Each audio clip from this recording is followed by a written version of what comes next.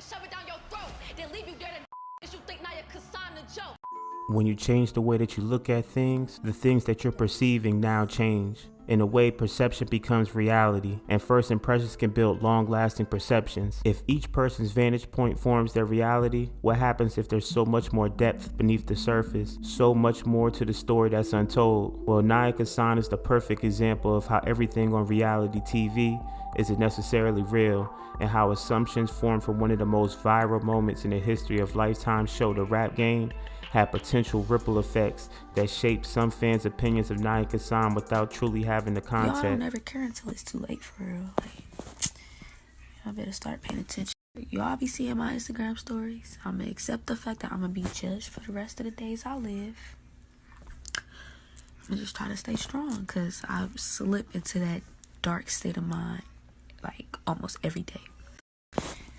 So today, I'm going to show you where Nya Kasan is now, but like always, we got to take a look back to show how far she's came. I also wanted to give a special shout out to the Nya Kasan team. I had an opportunity to speak with someone who's really close to Nya. I'm going to just say it like that. And thanks to them, I'm able to give y'all some information that you won't hear anywhere else. So make sure y'all stick around to the end of the video to get the full story. Like always, man, I want to give a big thank you to everybody that's taking their time to watch these videos, like the videos, comment, anything, man. I appreciate all the support. But without further ado, let's go ahead and blast back into this.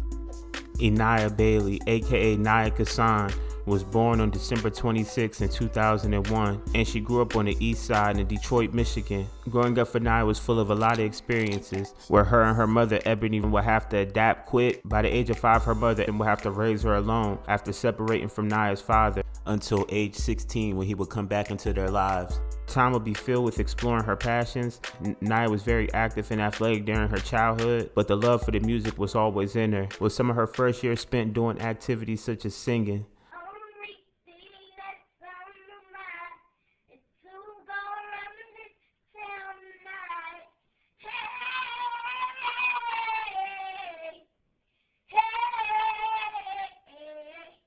She was a really talented dancer, started off doing dub smashes and training in a multitude of dance styles.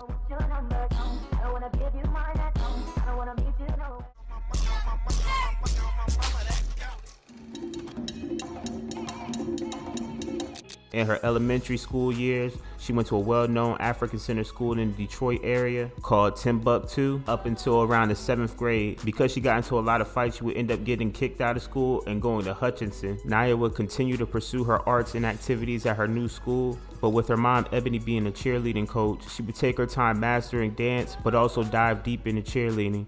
She spent time doing it for the East Side Saints and even went to the Detroit Titans for a couple of years. As far as her rap career goes, Nya Kasan has been writing rhymes since her elementary school years, but it would not be until high school where she would take it to the next level. As a child, Nya was obsessed with music of all types. She started with musical influences like Tupac or Avril Lavigne, but that's when her mom's friend would change everything by giving her a Nicki Minaj album for her 10th birthday, Pink Friday. Nya would become a huge Nicki fan, even filling her room with Nicki Minaj posters, but it would be those Detroit roots that would influence her flow the most. She listened to the local sound and was able to adapt her own style to it. Rappers like Eastside 80s were some of her biggest inspirations growing up. For high school, Nya would go to Cass Tech, a historic school in the Detroit area that had more than a few famous people that walked its halls. Names like Diana Ross, Big Sean, and Regina Carter, just to name a few. Nya would get some once-in-a-lifetime opportunities here. Cass was home to a studio that the rapper Big Sean had built. Around the same time as The Rap Game Season 3 was airing, Nya would be watching the show, just like so many of us, visioning herself winning the chain. At this moment, she would tell her brother, "Bro, I can get on there." She then made it a goal of hers to achieve, started building a social media presence, freestyling and tagging Jermaine Dupri, and simultaneously honing her craft. She would start rapping wherever she could, having battles at lunch, even incorporating it into her school play.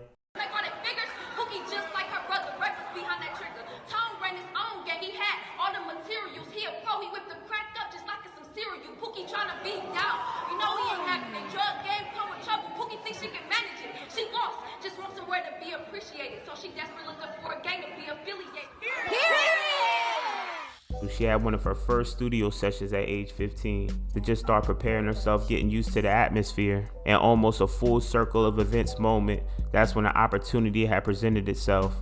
While doing promo for the So Summer 17 tour, Lotto, Monty, and Nova would visit her school. That's when Nya, who was already ready to prove her skills, would hop on stage, showing her passion and even grabbing Nova's chain. This wouldn't be her last time rubbing elbows with previous kids from the show though. She participated in Lil Key's challenge, who she eventually lost to Jordan Young Air from season 4, and she even freestyled for the winner of season 4, Street Bud. AKASAN. If I'm on season 5, I guarantee I win. I'm from Detroit State. Must I remind you again? I feel like Street Bud. They don't want to see me win. I'm a fake rappers because they iffy. Everything I spit catch fire like Ticky. You with me? I told these haters just chill like I'm Ricky Biddy. I'ma do me regardless if they can't feel me. I wish. Originally, when she tried to get on the show, she was trying to get on season 4. But when she found out that they were already filming the season, that's when she was able to find a casting call for season 5. So she started ramping up her post on IG. They entered the Intuitive Entertainment contest and won. It came down to her and another boy named Justin, who allegedly bought votes, so he was eventually disqualified and will open up the door for Nya's spot on the Rap Game Season 5. If Season 5 was known for anything, it would be the drama.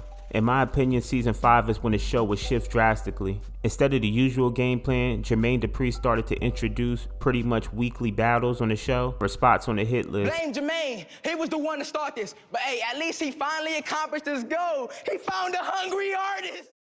I believe this formed a different dynamic for the cast. It was an interesting cast of kids, but out of all the kids, nobody battled more than Nya. And as tensions built over the week, it started seeming like she was the only one constantly having to prove herself. And eventually it will boil over into one of, if not the most viral moments of the rap game history, definitely top 3. After tying in a challenge, Eli Triplin and Nya Kasan had to fight for a spot on the hit list, resulting in one of the craziest rap battles in the show with Nya ripping Eli.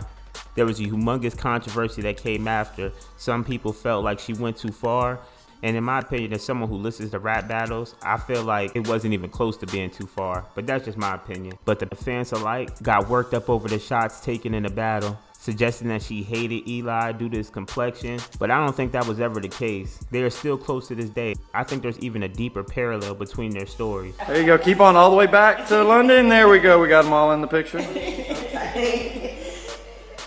Now, if only we can teach Eli that one.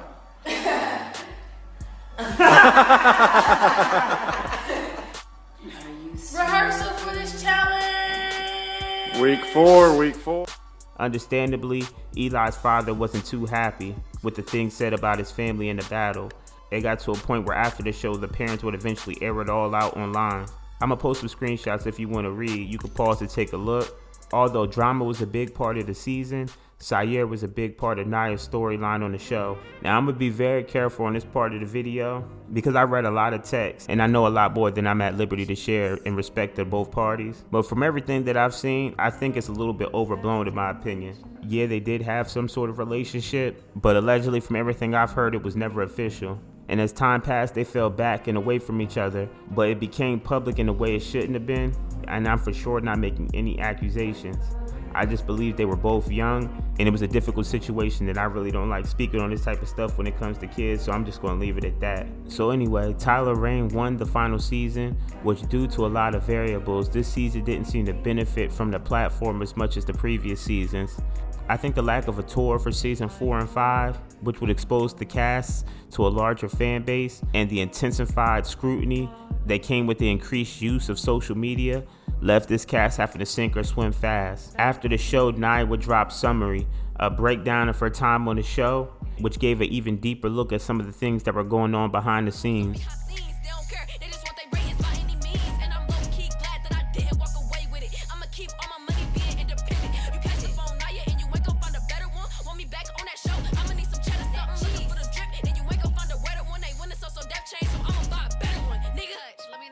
Adapting to a sound that was once considered underground but becoming more mainstream, Nya would lean into her hometown Michigan flow, dropping Damn Wave. They say my hair nappy, that I need a perm.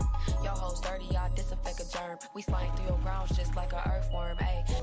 All while this was happening, the perception from her battles still lingered, with the constant scrutiny from online trolls and the passing of a close friend.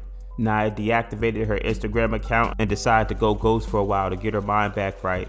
Since her return to the internet, Nya seems like she's been busy. From controlling crowds with her stage presence to opening up for Big Glow herself, Glorilla, after winning her contest.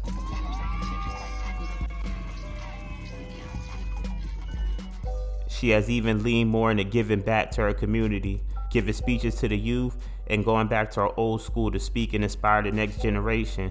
That's the interesting thing about perception though. A lot of people believe Nya to be a bad person from the way that she was depicted on the show. But to a lot of the youth that she's inspired, they don't see it that way. Now I got word from her camp that the money and the royalties from the show have stopped coming. Although the higher-ups continue to garner royalties from the views and the songs from the show, from fees for the purchases of episodes, and a multitude of other things, imagine when you still see those numbers ticking up, but the money stops coming from you, but you know for a fact that other kids from the show still are getting paid. It definitely would change my outlook on the music industry. So after completing an internal investigation, there's now potential for a new lawsuit to be on horizon to get the rest of the money that's owed from the rap game experience. At the end of the day, everything is subject to interpretation, and whichever interpretation prevails is just a function of your own perception, and isn't always the full truth. Nobody's perfect. We all have toxic things about ourselves and flaws. I ain't gonna lie, I be too hard on myself at times. Sometimes I can be my biggest enemy. I just know how I want things, and I know whatever I do, it can be better. I start to lose faith in myself when I don't pace myself. Sometimes I can't face myself. When I'm down, I embrace myself. I start to lose faith in myself when I don't pace myself. Sometimes I can't face myself. When I'm down, I embrace myself. I'm getting judged by millions. What's on the worldwide TV show? Y'all don't know the depression behind it. I get thoughts I wanna quit rap if this is what it's gonna be like. But I'm strong, so I just put up a fight. When there's so many people that got the wrong perception, everybody got opinions, there is no exception. Well, this is my redemption. People love me and my journey they witness. People that judge me act like they don't be sinning. If you stick around to the end of these videos, I want to say thank you one more time. I do appreciate y'all. I do know your time is valuable. But like always, man, it's your boy Stone Astro. We do documentaries on anything over here. If y'all have some suggestions, go ahead and write those down in the comment section for me, man, and just let me know how y'all feel. But like always, man, go ahead and drop that outro. I done said a lot of things that I can't take back, and if you wanna know the truth, there's a lot of good things that I know I like. I can't talk to you, I can't tell you the truth.